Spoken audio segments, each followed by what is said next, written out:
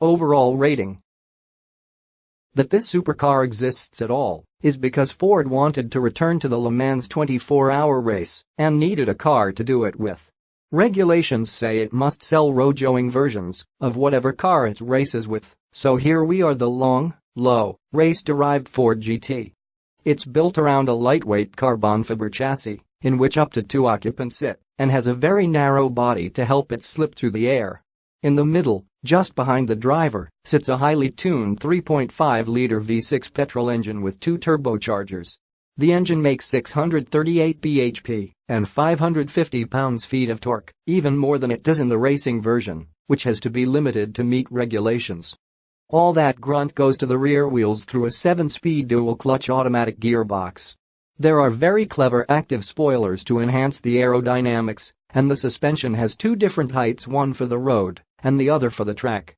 The car will be built by Ford's project partner, Multimatic of Canada, at a rate of $250 a year until the 1,000 it plans to sell are gone. So, should you buy the GT, or a Ferrari 488 GTB, or McLaren 720s? We've been driving one in the UK to find out. Driving. Given that the GT started life as a racing car, the most astonishing thing about it is the quality of its ride. Thumb the button that softens the suspension's dampers and, like most supercars, which have their suspension settings mulled over to the nth degree by fastidious engineers, the GT can shame a few family hatchbacks when it comes to smoothing over bumps. That's in terms of the physical shocks you receive, but as far as interior noise goes, it's a completely different story.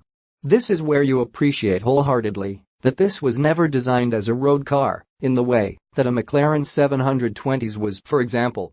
The carbon fiber tub you sit in, with precious little soundproofing, acts like an echo chamber as you ride rough roads. You can hear stones pinging off the car's underbody, and within the carbon bodywork, all the things that make the GT go are fizzing, clonking and whirring away. Most notable, of course, is the big V6 engine. This barks angrily, gutturally even, just inches away from your ears. When you're on the throttle, it's a cacophony of induction roar and the violent explosions from within the cylinders. When you're off the throttle, it's the wheezing from the wastigates, hurriedly venting the turbocharger's colossal boost pressure out into the atmosphere. It's intoxicating, but never anything but very loud. What about performance, then? Well, it's mighty. Ford claims that the GT can blast from 0 to 60 miles per hour in 2.8 sec and go on to a top speed of 216 miles per hour. There's a little lag between you putting your foot down and the car gathering up the horizon at a stupendous pace. This is mostly noticeable below 2,500 RPM, but past 3,500 RPM the delay is fractional. In first and second gears, the biggest surprise is that in the dry, at least the 2 rear wheels will actually accept full throttle, even on a bumpy road, without spinning up. It's when you get into third that you can start to appreciate fully how quick the GT is, with the rate of acceleration seeming never to drop below epic. Surprisingly, considering this car's genesis on the track, it's manageable. With weighty and accurate steering, the GT darts into corners extremely keenly, and the trick suspension keeps the body supremely flat. You get more feedback from the 720s on the road, but the GT is still entertaining and, if you get brave, playful without feeling like it's about to throw you into a hedge. On a circuit, for which the suspension drops 70 mm in an instant, when track mode is enabled, it's mightily fast and involving. Then there are the brakes, those big carbon ceramic discs, and the flip-up rear air brake haul you to a stop so quickly they could tease tears from the eyes of even the happiest soul. Interior layout. The GT is relatively Spartan by the standards of modern supercars. But then they are mostly designed as Grand Tours or sports cars first, and track and race cars second, whereas the GT comes at it from the other way around. The first thing that strikes you is how ungainly it is getting in. You have to perch on the wide sill, then swing your legs up and over, while simultaneously sliding back onto the seat. Ladies, you might want to consider your dress code before going for a blast. It's a tricky process to manage discreetly if you're hemmed above the knee. Then here's the unconventional seating adjustment. The driver's seat is fixed directly to the chassis, and, although the driver's backrest is reclined, it's the pedals and steering wheel that move back and forth toward you, rather than the other way around.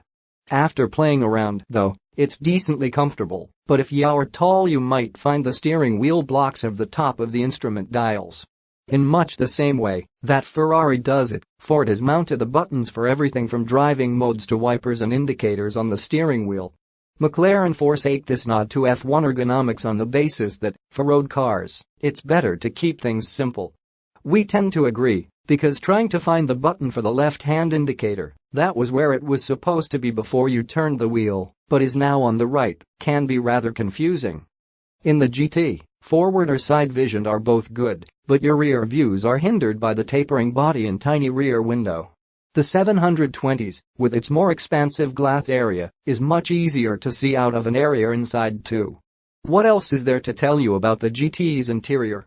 Well, it's pretty austere, like a racing car, but still exquisite if you are focusing on the wonderful bare carbon fiber that makes up most of the surfaces. Beyond that, though, the material quality is a little questionable, certainly in comparison to the GT's exotic rivals. The GT's sat-nav works okay. It's part of the SYNC3 infotainment system that'll be familiar to anyone who drives a current generation Ford Focus, but its sound system has to compete with the road and engine noise, rather like hosting a clarinet lesson on an airport runway.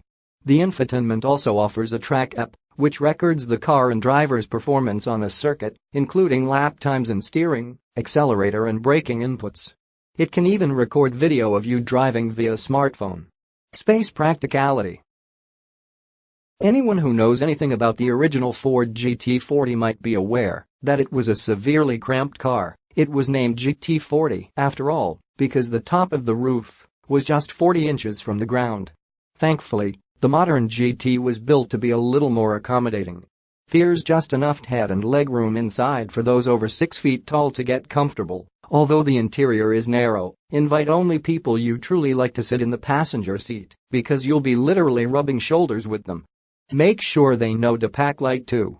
There's barely any interior storage to speak of, and while the GT does technically have a boot, we suspect it's only there because the racing rules insist that, as a road car, it should have one. It sat behind the engine and is little more than a cubbyhole into which you couldn't fit even a crash helmet. Cost verdict.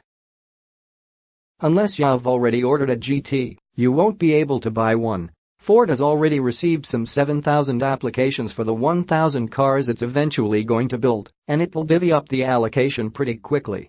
What it doesn't want, however, is cars languishing in big collections, so priority will go to people who actually plan to use their GTs.